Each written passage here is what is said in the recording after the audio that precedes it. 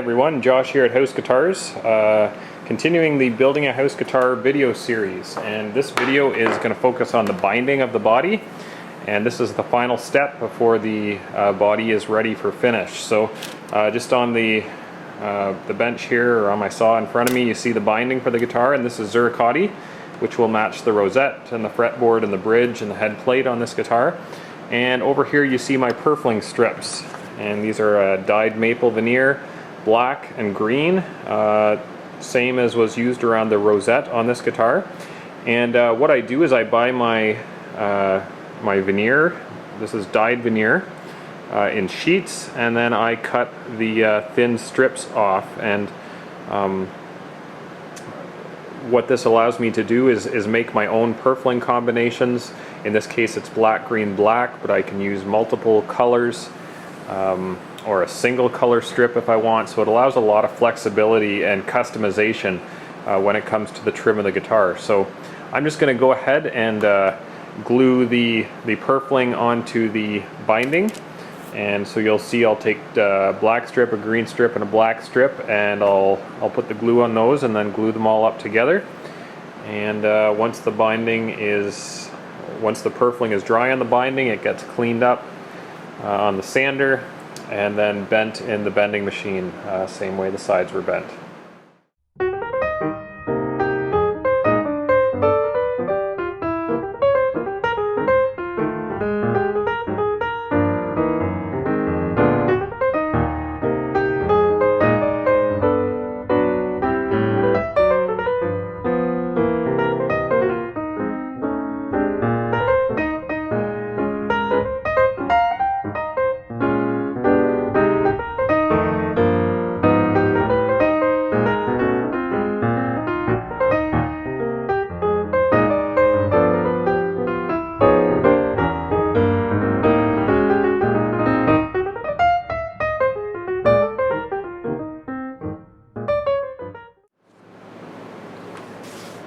Okay, so on my bench here, you see the guitar body, and I have the completed binding strips here, binding with the black, green, black purfling glued onto it. It's now bent to shape.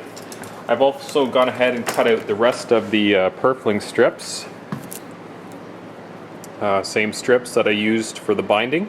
And these are going to be the purfling on the top and the back of the guitar. So I have the body. The body now is prepped for the binding channels to be cut, and so I've sanded the entire rim. Just sanded the sides to ensure that they're smooth. There's no dips. There's no high spots.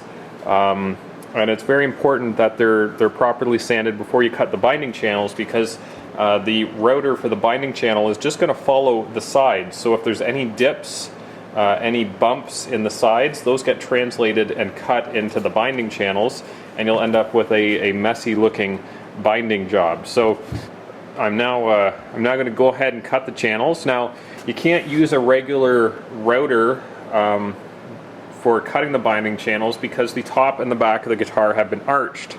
And so if you're to just use a regular router laminate trimmer and run it along the top and back, it would be tilted, and so you wouldn't end up with a square channel. So builders use a number of different jigs, binding jigs, to solve this issue, and I've got mine here.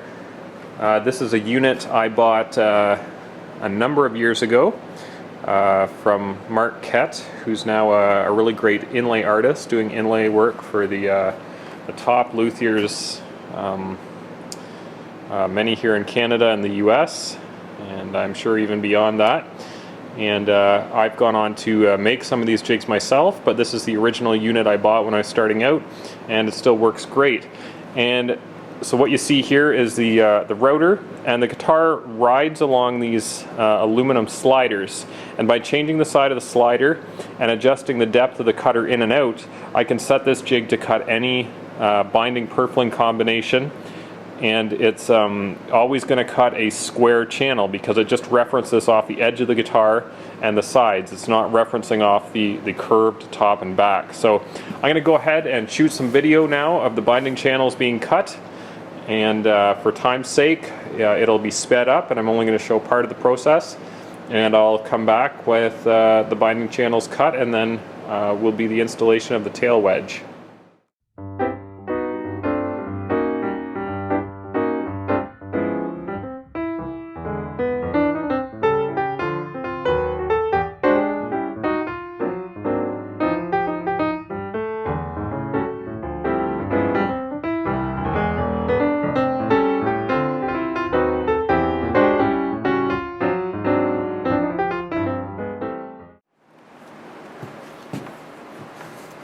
So here I am now. I've completed cutting the binding channels. You can see the channel, just get my finger in the camera here, channel along the top for the binding and purfling. Same along the back of the guitar, binding and purfling. And so what I've gone ahead and done here off camera is I've also cut out the slot here for the tail wedge. And the purpose of the tail wedge is to cover up the joints between the two sides when they come together at the tail block. Provides a bit of decoration, and it's usually done in such a way to blend in with the rest of the binding, and that is how I do mine. So I've got this piece of Zuricati already pre-shaped to fit in into the slot I've cut. I've also got these pieces of purfling, again black, green, black strips. And so I'm just going to go ahead and install the tail wedge, and I'm using a cyanoacrylate glue, more commonly known as super glue. And it's nice for this operation because it works quickly. I can glue the tail wedge in, and in just a matter of minutes be ready to move on to the next with the rest of the binding. So just going to spread the glue around, make sure it's even.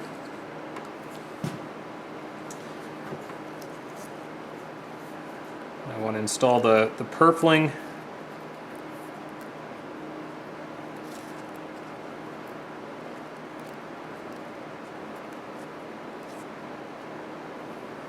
There we go. Now I have my my tail wedge here. I'm going to slide that into place, give it a little tap, just to make sure it's wedged in there firmly. Press it down to make sure it's seated properly.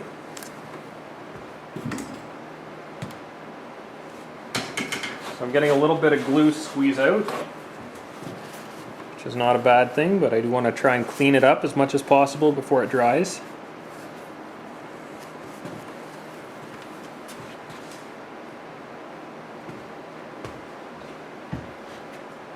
And just a couple final things here. Now I have a water thin consistency glue here, and I'm just going to go ahead and run a little bit of that along the purfling because I did not put glue between the purfling strips.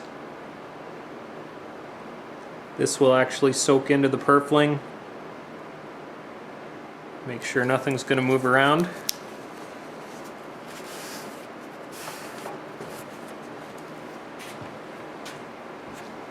And finally, I have my trusty Glue Boost glue accelerator here. I can just give that a quick spray.